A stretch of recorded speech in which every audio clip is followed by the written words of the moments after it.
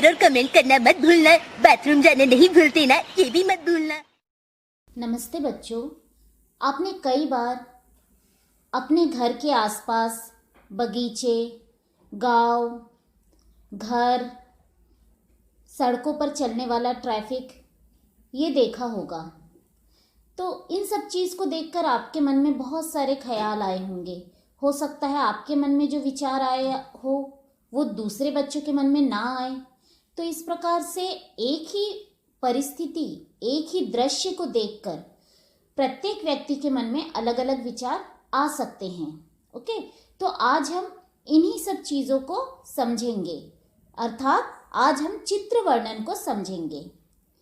मनुष्य को ईश्वर ने कल्पना शक्ति का वरदान दिया है। किसी भी वस्तु, दृश्य या चित्र को देखकर उसके मन में अनेक भाव जन्म लेने लगते हैं। हर व्यक्ति का अपना एक अलग दृष्टिकोण होता है। अपने अनुभव के कारण किसी घटना व वातावरण के प्रति उसकी अपनी प्रतिक्रिया होती है। अपने इस अनुभव व प्रतिक्रिया को सशक्त व प्रभावशाली भाषा के माध्यम से व्यक्त कर पाना ही चित्र वर्णन का उद्देश्य है। अर्थात किसी चित्र को देखकर उससे संबंधित मन में उठने वाले भावों को अपनी कल्पना शक्ति के माध्यम से अभिव्यक्त करना ही चित्र वर्णन कहलाता है। बच्चों, चित्र वर्णन के लिए दिया गया चित्र कई बार किसी घटना को दर्शाने वाला, जैसे हम किसी रोड एक्सीडेंट का चित्र देख लें और उस पर वर्णन करें, या कोई एक पूर्ण स्थिति को व्यक्त करने वाला, जैसे किसी बाढ़ का दृश्य हम देख लें और उसका वर्णन करें, या किसी व्यक्ति विशेष का या प्रकृति से संबंधित हो सकता है। किसी भी चित्र का वर्णन करते समय हमें कुछ बातों का ध्यान रखना अत्यंत आवश्यक है। जैसे सबसे पहले तो हमें चित्र को बारीकी से देख लेना चाहिए। हमें ध्यान देना चाहिए कि चित्र में क्या क्या नज़र आ रहा है, क्या क्या दिखाई दे रहा है। चित्र में दिखाई दे रही वस्तुओं का वर्णन करते समय उसमें अपनी कल्पना से रंग भरना चाहिए। बच्चों, चित्र में दिखाई दे रहे व्यक्तियों के मुख के हाव भाव के आधार पर चारित्रिक विशेषताएं, सुख दुख व आशा निराशा का वर्णन करना चाहिए। यदि किसी महापुरुष अथवा चर्चित व्यक्ति का चित्र है तो उस व्यक्ति के प्रति निजी विचारों, भावों को प्रस्तुत किया जा सकता है। प्राकृतिक दृश्यों में कल्पना की उड़ान भरने का पूरा लाभ उठाया जा सकता है। यानी कि आप प्राकृतिक दृश्यों को देखकर आपके मन में उठ रहे भावों को स्पष्ट रूप से व्यक्त कर सकते हो। भावों को अभिव्यक्त करते समय, अपने विचारों को अभिव्यक्त करते समय अच्छे शब्दों व भाषा का प्रयोग सराहनीय होता है। यानी हमें शब्दों का सोच समझकर प्रयोग करना चाहिए, और हम जो भाषा प्रयोग करते हैं उस पर भी हमें विशेष ध्यान देना चाहिए।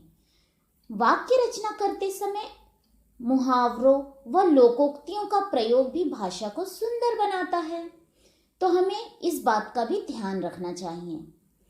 वाक्य रचना पर पूरा ध्यान दिया जाना चाहिए। और हाँ, एक और बात का आपको ध्यान रखना बहुत आवश्यक है कि उचित विराम चिन्हों का प्रयोग सही जगह पर करना अत्यंत आवश्यक होता है। बच्चों, हमें एक बात पर विशेष ध्यान देना जरूरी है कि चित्र का जो अस्वाभाविक चित्रण ना हो, वहाँ पर हमें अतिशयोक्ति का सहारा नहीं लेना चाहिए, वरना चित्रण का अर्थ का अनर्थ हो जाता है।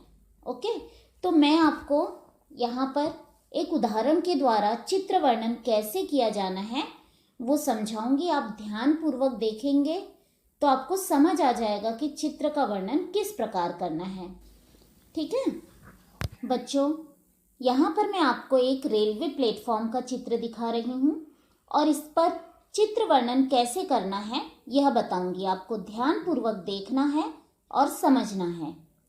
यह चित्र रेलवे प्लेटफॉर्म का है। जिसमें एक गाड़ी खड़ी है। गाड़ी के अंदर यात्री बैठे हुए हैं। दो कुली सिर पर सामान रखकर हाथ में अटैची पकड़े चल रहे हैं। जिस व्यक्ति का सामान है वह उनके साथ चल रहा है। एक बच्चा हाथ में अखबार लिए बेचने के लिए घूम रहा है। दूसरी तरफ एक बच्चा अपनी बूट पॉलिश की दुकान लगाए बैठा हुआ है। एक व्यक्ति हाथ में समाचार पत्र लिए पढ़ रहा है। बच्चा उनके जूते की पॉलिश कर रहा है। किनारे पर एक कूड़ेदान रखा हुआ है, लेकिन कूड़ा चारों ओर फैला हुआ है। सरकार की ओर से साफ सफाई की ओर ध्यान दिया जाता है, मगर जब प्रत्येक नागरिक अपना कर्तव्य नहीं निभाएंगे तब तक सभी प्रयत्न विफल होते रहेंगे। तो समझे, इसी तरह आपको चित्र वर्णन करना है। अभी मैं आपको अभ्यास के लिए 2 चित्र दूंगी। आपको उन्हें ध्यानपूर्वक देखना है और अपनी उत्तर पुस्तिका में दोनों चित्रों का क्रमशः चित्र वर्णन करके लिखना है। धन्यवाद।